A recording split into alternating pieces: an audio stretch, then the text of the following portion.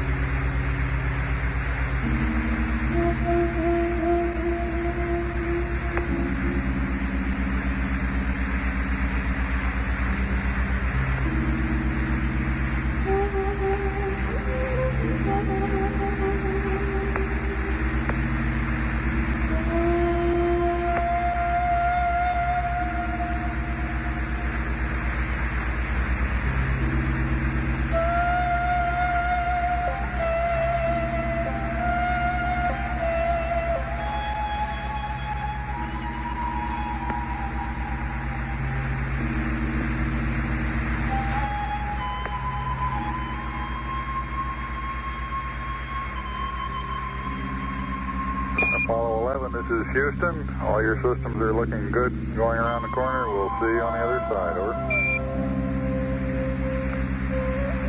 Roger.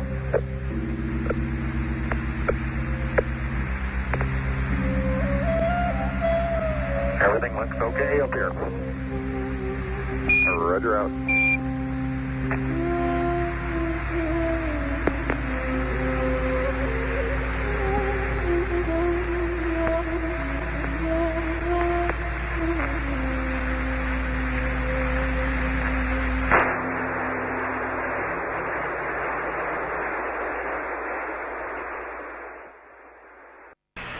And in the right-hand portion of our screen right now, we can see Messier, Alpha, and Bravo with the light-colored rays streaming off in one direction.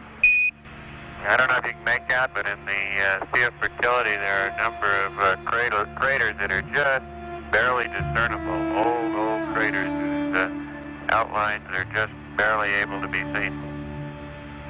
Right. At these low sun angles, there's no trace of brown. It's now returned to a very gray appearance, and like the acreage does, it has a look of plaster Paris to it at this sun angle, which is completely lacking in higher sun angles. Roger.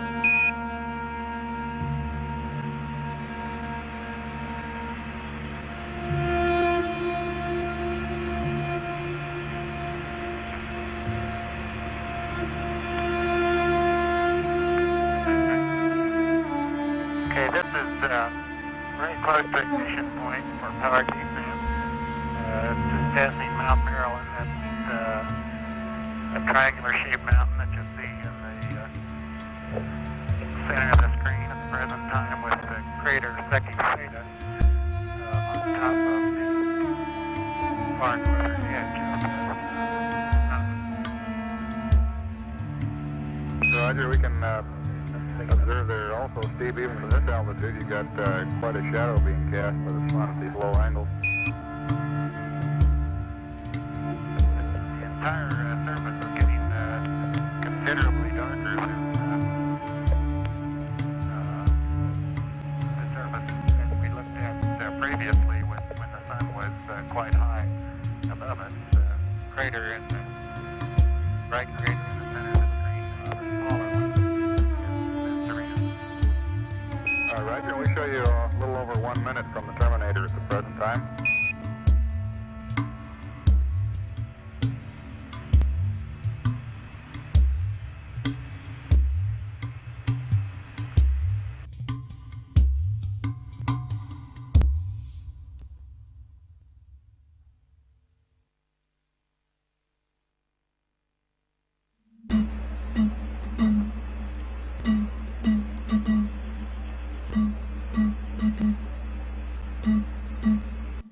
Apollo was designed to be a three-man job, and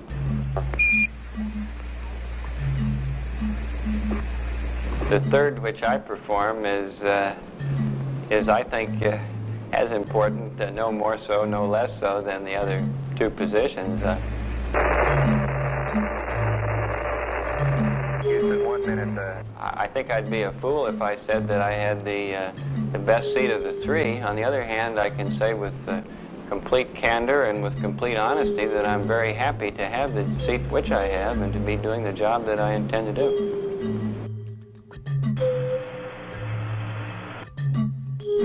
Following the EVA preparation period, we will go through the planned two-man excursion on the surface, with Neil exiting the spacecraft first.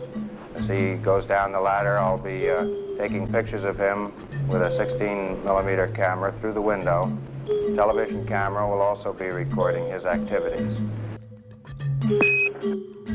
What are your responsibilities as commander of Apollo 11? To make the onboard decisions whenever they're required.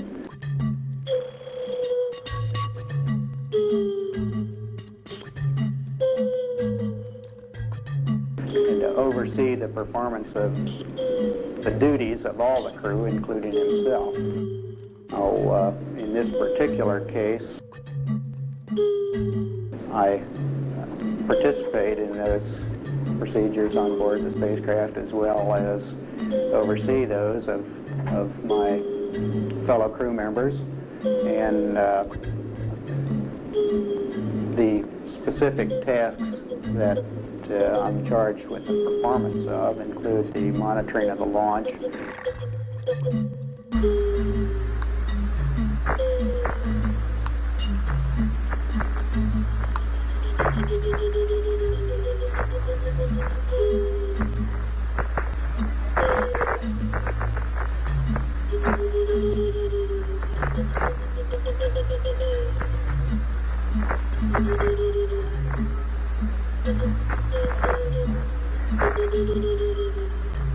Okay, master arm on. Proceed.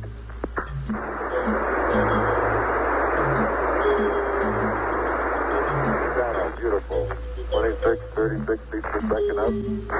Eagle Houston, the request manual start override.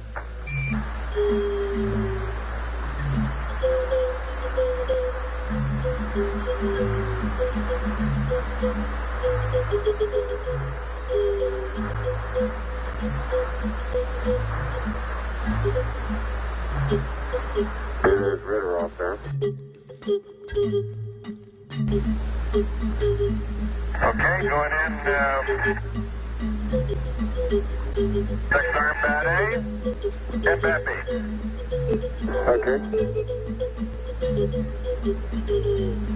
In which the crew, Eagle, will thrust along the line of sight. There, Mike, if you want our target Delta V, I'll give it to you. Ready, copy.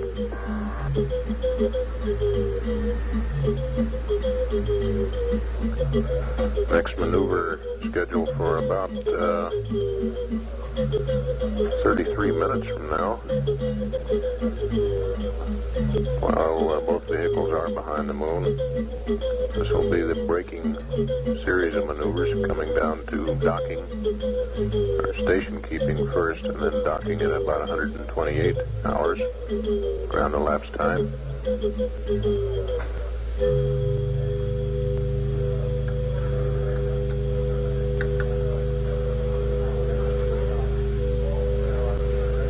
And at 127 hours, 6 minutes ground elapsed time, and the flight of Apollo 11. This is Mission Control.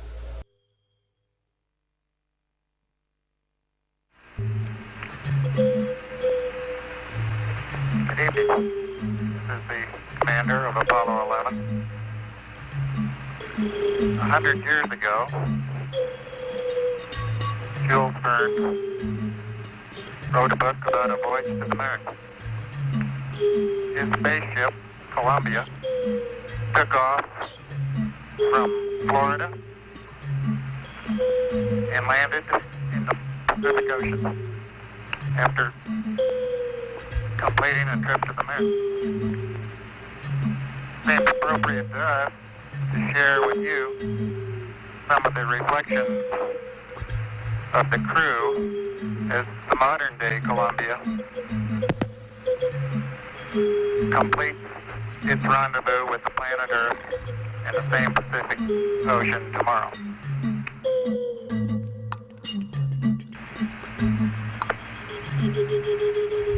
Roger, this trip of ours to the moon may have looked to you simple or easy. I'd like to assure you that that has not been the case. All you see is the three of us, but beneath the surface are thousands and thousands of others. And to all those, I would like to say thank you very much.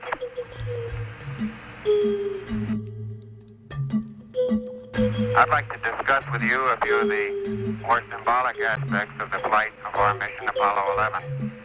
As we've been discussing the events that have taken place in the past 2 or 3 days here on board our spacecraft, we've come to the conclusion that this has been far more than 3 men on a voyage to the moon. More still than the efforts of a government and industry team. More even than the efforts of one nation. We feel that this stands as a symbol of the insatiable curiosity of all mankind to explore the unknown. Good night from Apollo 11.